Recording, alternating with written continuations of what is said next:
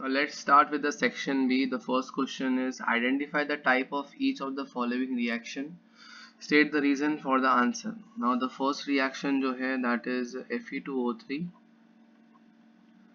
plus Al forms Al2O3 plus Fe, है ना. इसको आप थर्माइट रिएक्शन ही बोल सकते हो, है ना. So this could be thermite reaction. Thermite reaction हो गया ये. उसके बाद you could say it as a displacement reaction.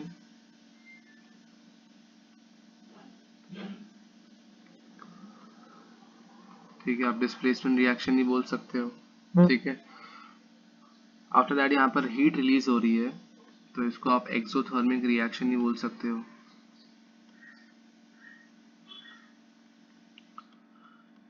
ठीक है, तो फर्स्ट वाला जो है उसकी अलग अलग वेराइटीज है, आप इसको इतने सारे चीजें बोल सकते हो.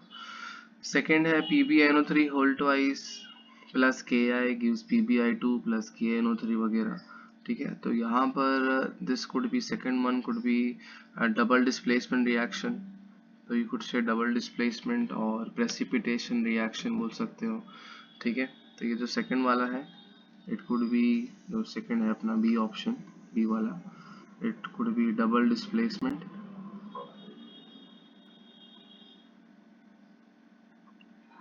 ठीक है, और we could say precipitation reaction.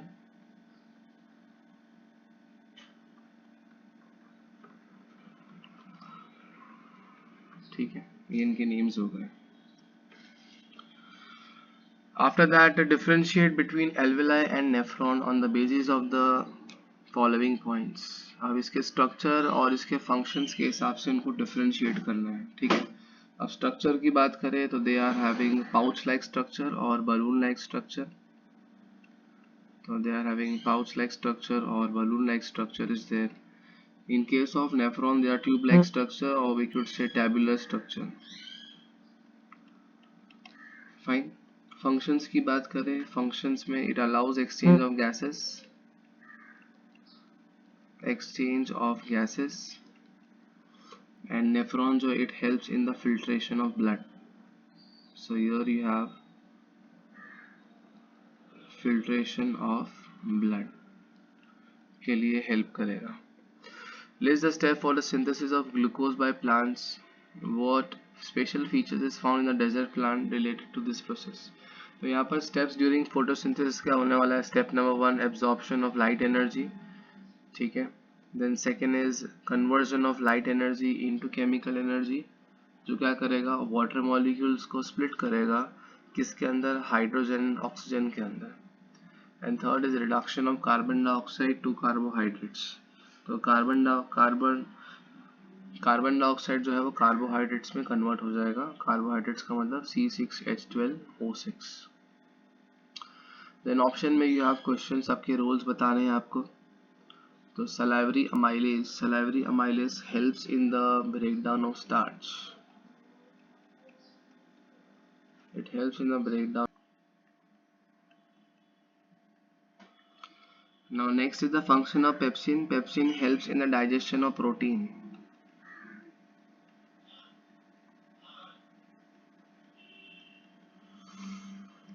Trypsin का function है, trypsin helps in digestion of protein to amino acid. So here it helps in the conversion of protein to amino acid.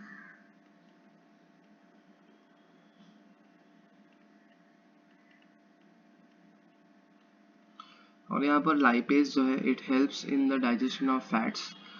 तो fats is converted into fatty acids. fats जो है वो किस में convert हो जाएगा, fatty acid and glycerol. ठीक है, तो ये इनके फंक्शंस हो गए. Then you have 24th question. यहाँ पर डायग्राम दिया हुआ है. ठीक है, सो ये आइडेंटिफाई करना है कौन से टाइप का लेंस है. इफ यू रिमेंबर ये वही वाला केस है जिसमें कॉन्वेक्स लेंस प्रेजेंट है. This is the optic centre. Here you have focus. तो ये वही वाला केस है, object between optic centre and focus. You could see straight line, passes through focus, और जो लाइन है ऑप्टिक सेंटर से पास करनी है आपको, ठीक है। अब ये दोनों रेस को पीछे मीट करना है, ठीक है। तो ये वही वाला केस है। So this is a convex lens. तो what type of lens is present? So here there is a convex lens present. What is the nature of image? Nature is virtual and erect.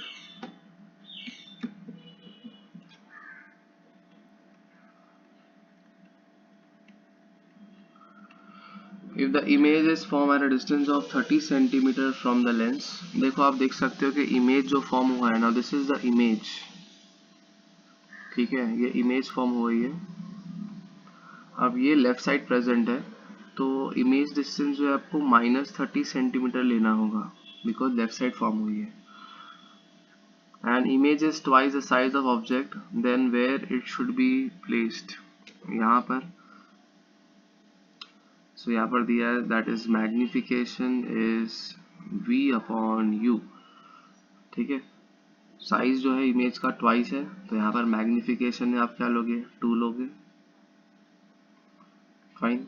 और v जो है कितना अपना -30, और u object distance आपको find करना है, तो u इक्वल्स टू -30 अपॉन 2, तो ऑब्जेक्ट डिस्टेंस कितना हो जाएगा? -15 सेंटीमीटर, ठीक है। तो u की वैल्यू कितनी हो गई? -15 सेंटीमीटर हमारा आंसर हो जाएगा। 25th क्वेश्चन में डेटा दिया हुआ है, 230 वोल्ट्स है, 2 रेजिस्टर्स वायर्स है, ठीक है। Calculate the power, power find करना है। देखो वोल्टेज दिया हुआ है और करंट दिया हुआ है, ठीक है। Current is given 3.5 amperes, voltage is given 230 volts. तो पावर फाइंड करने के लिए सिंपल फॉर्मूला क्या होगा? P equals to V into I.